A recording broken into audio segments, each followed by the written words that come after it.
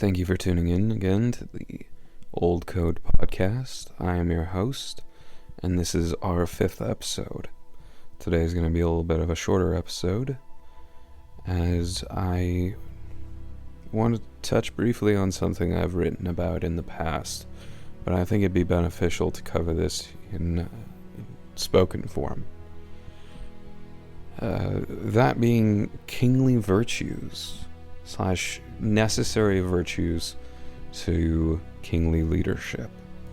I will go into greater detail on a later date about my beliefs on that sort of archetype of king, but today I want to go into the necessary virtues and how we can grow into being good leaders in the image of a king. So the first virtue I would like to go into is resilience. Resilience is simply the ability to endure painful or difficult things. It means you are able to press on. It's resilience and endurance are intimately tied to one another.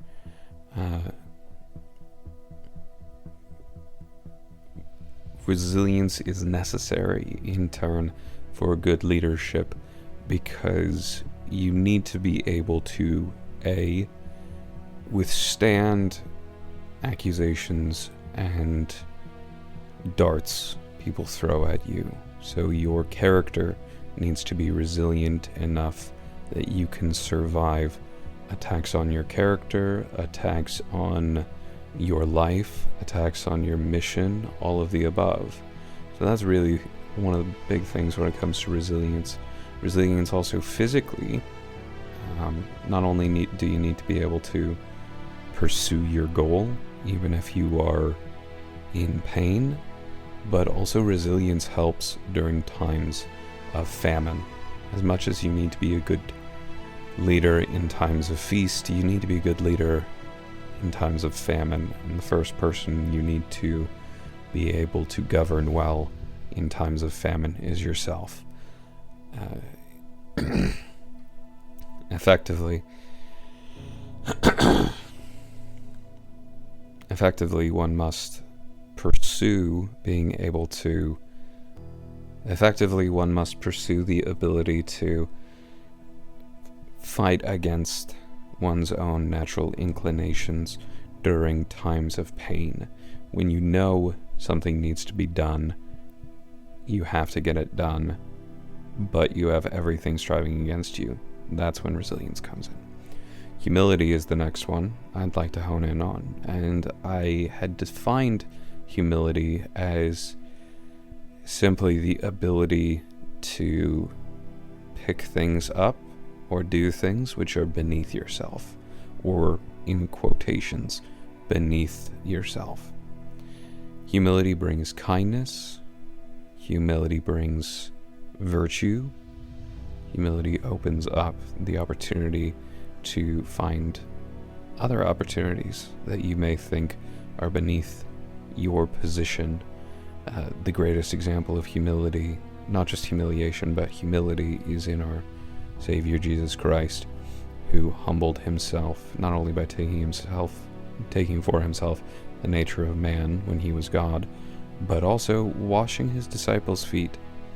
And I think that that's one thing that humility opens itself up to, is service. Humility is naturally going to lead one into a position of service. So where resilience keeps you going through hard times, humility opens up new opportunities and opens you up to serving your people. Wisdom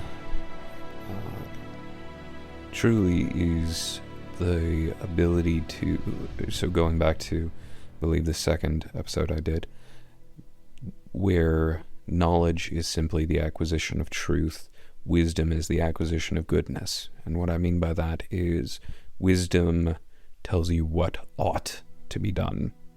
It's not just telling you what is, but wisdom gives you the opportunity to know what is good and what is not good, both for yourself and for those who you are leading. In that, it's a little bit more easier to define. God is our ultimate source of wisdom, and so we use him as our ultimate source for knowing what is good and what is not good. Strength is a great virtue in terms of leadership, as it drives us, or it is our ability to lift heavy things. So resilience is the ability to endure difficult things. Strength is the ability to lift heavy things. And I'm not just talking about physical strength, I'm talking about emotional and mental strength.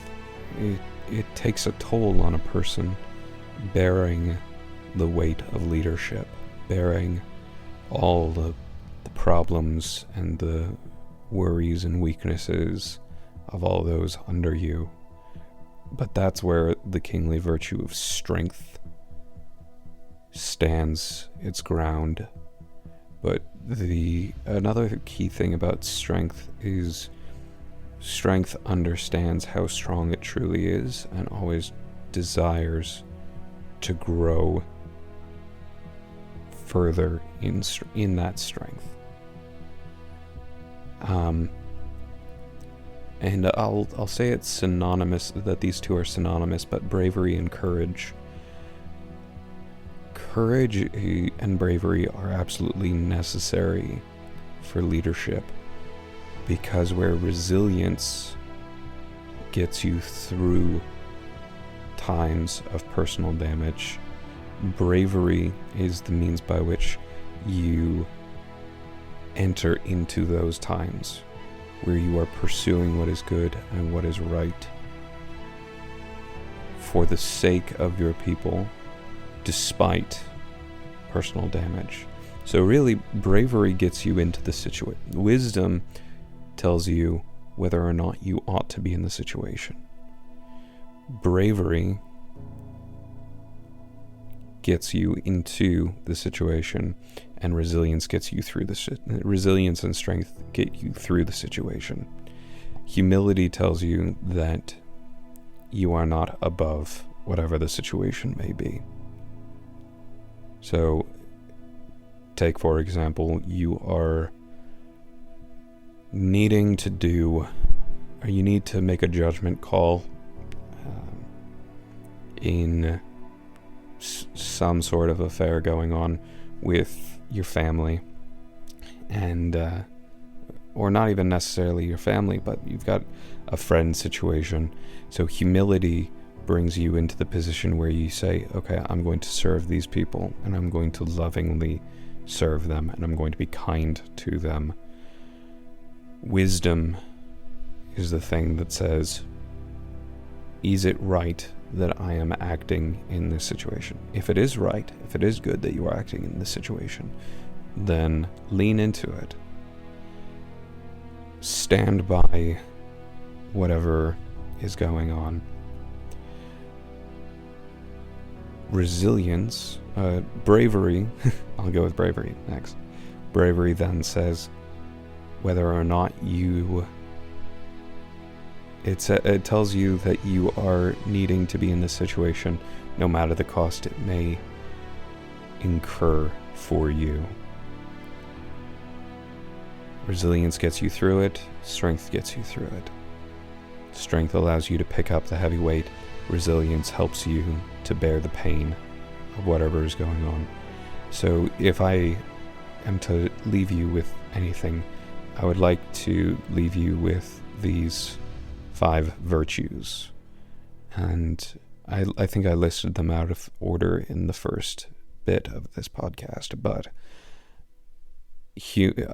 start with wisdom, start with the willingness to discern what is good and what is not good. Move on to humility, be humble, humbly serve those that you are being invited to serve, and service does not necessarily mean servitude. Service does not mean you are a slave. Service means you are leading by your example. Once you have been wise and once you are humble, bravely pursue whatever course of action that may be. And then whatever damage you may incur, be resilient and endure. Whatever weights you may need to lift, be strong and courageous. Bravely pursue the good that God has put in your life that you must pursue, whether it is for your friends or for your family. Pursue that good. I'll close by saying one of my favorite translations of any language is the Italian phrase when you are communicating that you love someone. And the best translation, the true translation I would say, is ti voglio bene, which when literally translated says, I desire your good. And if I am to quote another individual, I believe it was Van Gogh, who said, any labor done in love is done well. I believe that was Van Gogh who said that, so someone better fact check me on it. In any case, this has been episode 5 of the Old Code podcast. I hope you enjoyed, and I hope you leave encouraged, and I hope from the men out there, you leave encouraged to be brave, to be humble, to be wise, to be strong, and to be resilient.